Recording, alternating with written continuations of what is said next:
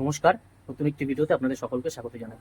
আজও আপনাদের নিয়ে যাব বনগাঁর একটি কুমোরটুলিতে, এটি বনগাঁর ঘাটবাওরে অবস্থিত। তো সেই কুমোরটুলি আপনাদের আমি ঘুরে দেখাবো। পুজোর কিন্তু আর বেশি দিন বাকি নেই, 25 থেকে 26 দিন আর পুজোর মাত্র বাকি রয়েছে।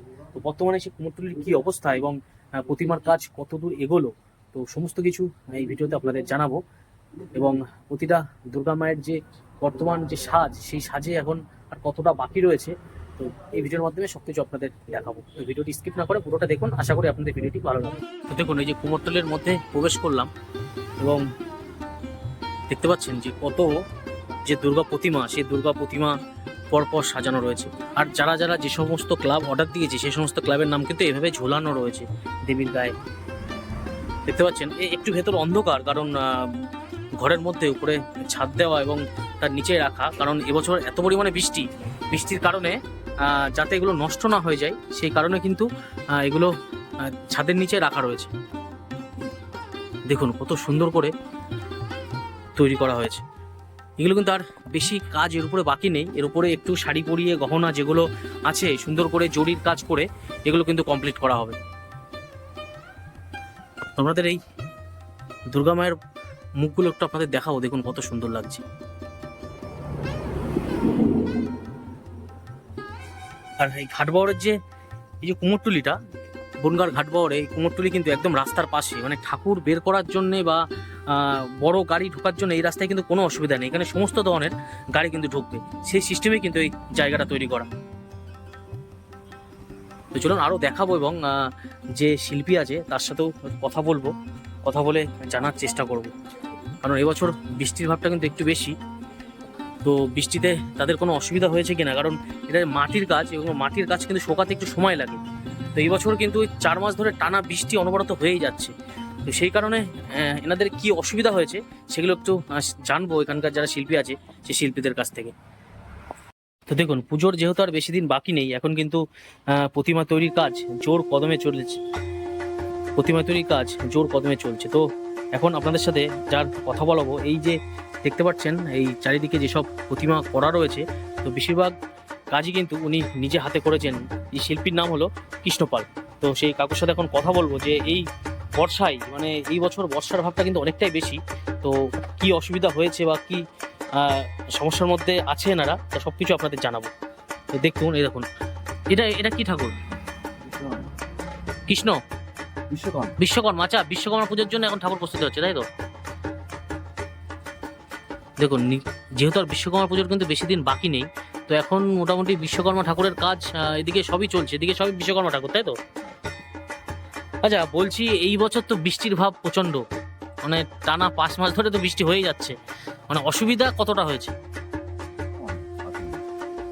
মানে এই যে প্রতিমা অ্যাকচুয়ালি মাটির কাজ, শুকাতে তো একটু সময় লাগে, আর না শুকালে তো সমস্যা অনেক ধরনের দেখা যায়, অনেক সমস্যার সম্মুখীন হতে হয়েছে তার মানে, তাই তো? আচ্ছা, তোমরা অ্যাকচুয়ালি তোমাদের অসুবিধা হওয়ার কথা না, আমি একটু দেখাবো আপনাদের। দেখুন, ছাদ দেওয়া জায়গা পুরো, এই ছাদের জন্য কিন্তু অনেকটা তোমাদের সেভ হয়েছে, তাই তো? মানে একটু বাঁচানো গেছে। আচ্ছা, এখানে যে তোমরা বানিয়ে রেখেছো, এখান থেকে শুকিয়ে গেছে, এখানে রোদের তো প্রয়োজন নেই, এখান থেকে শুকিয়ে যায়। আর দেখুন, এখানে একটি দুর্গা প্রতিমা তৈরি করা রয়েছে। তো বলছি, এই যে দুর্গা প্রতিমাটা তৈরি করা রয়েছে, এইটার দাম আনুমানিক কত? 35,000 টাকা। আর এইটা তৈরি করতে কতদিন সময় লেগেছে? সপ্তাহ 2। আচ্ছা, বলছি এই মাটি তোমরা কোথা থেকে নিয়ে আসো? মাঠের থেকে মাটি, সেগুলো তোমার এঁটেল মাটি ট্র্যাক্টর করে নিয়ে এসে এখানে জমা করো, তারপরে আস্তে আস্তে তৈরি হয়। আর পুজোর তো আর মনে হয় 25 দিন 26 দিন বাকি, তো কাজ মোটামুটি কত % কমপ্লিট? মানে এইসব প্রতিমা শুধু শাড়ি আর গহনা যেগুলো আছে সেগুলো করলেই মোটামুটি কমপ্লিট হয়ে যাবে, তাই তো?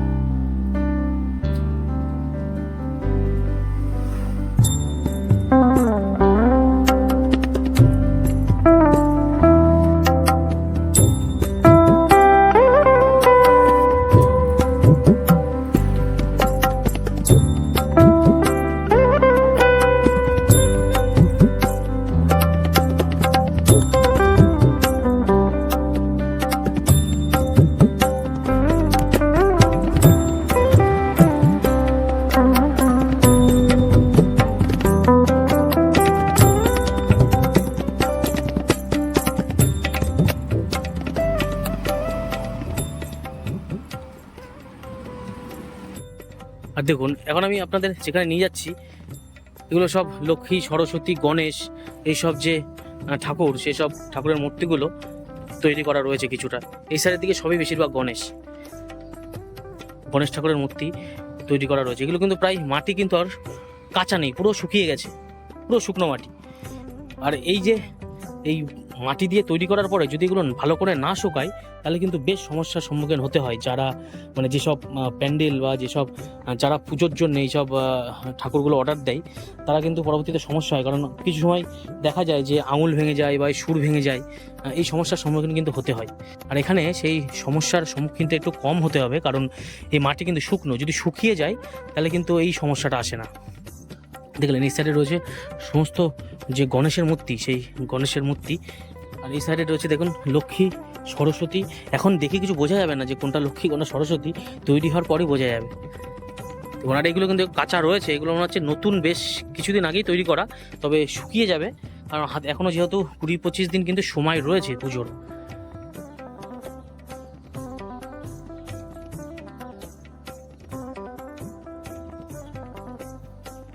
আর বনগাঁর এই ঘাটবাওড়ে এই যে কৃষ্ণপাল যে শিল্পী, এখানে কিন্তু বেশ বেশি পরিমাণ ঠাকুর এনারা তৈরি করেন, কারণ এনাদের হাতের কাজ এতটাই সুন্দর।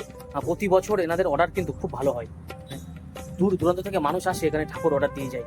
আর পরবর্তীতে পুজোর আগে কেউ প্রথমা, দ্বিতীয়া, তৃতীয়া, চতুর্থী, মানে এর মধ্যেই কিন্তু সমস্ত ঠাকুর ধীরে ধীরে নিয়ে চলে যায়।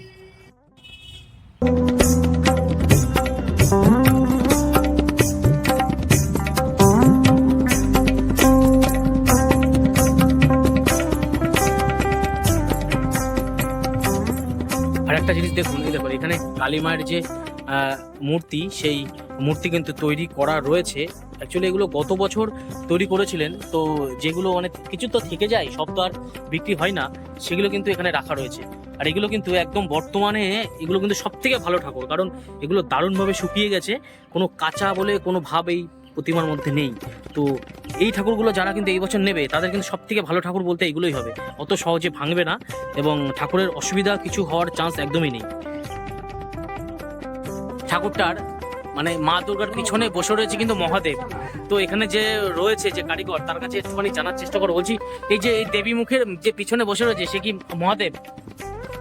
তো শুনতে পারলেন যে পিছনে বসে রয়েছে মহাদেব, মাকে পুরো রক্ষা করে যাচ্ছে মহাদেব বসে নিজে।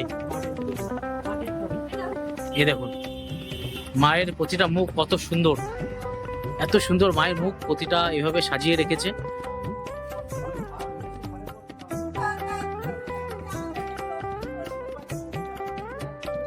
ভাই আমরা একসাথে দেখতে এসেছি তো ভাই, দেবী মুখ পছন্দ নাকি এই যে নর্মাল যে দেবীগুলো সেগুলোকে পছন্দ?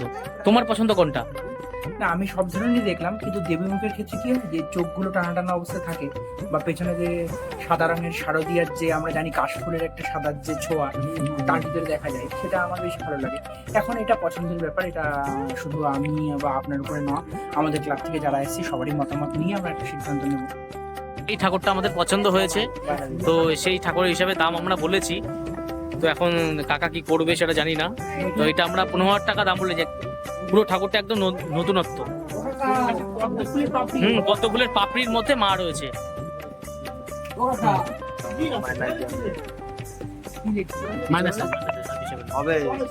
ছবে না এটাই পিছনে এই মায়ের এই প্রতিমাটা আমরা বুকিং করলাম।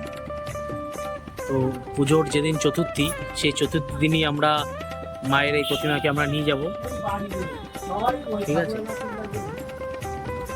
পুজোর আগে এই কুমোরটুলির বর্তমান অবস্থা কেমন আছে এবং এই যে প্রতিমাগুলো তৈরির কাজ কতটা এগোলো, সমস্ত কিছু এই ভিডিওতে আপনাদের আমি দেখালাম।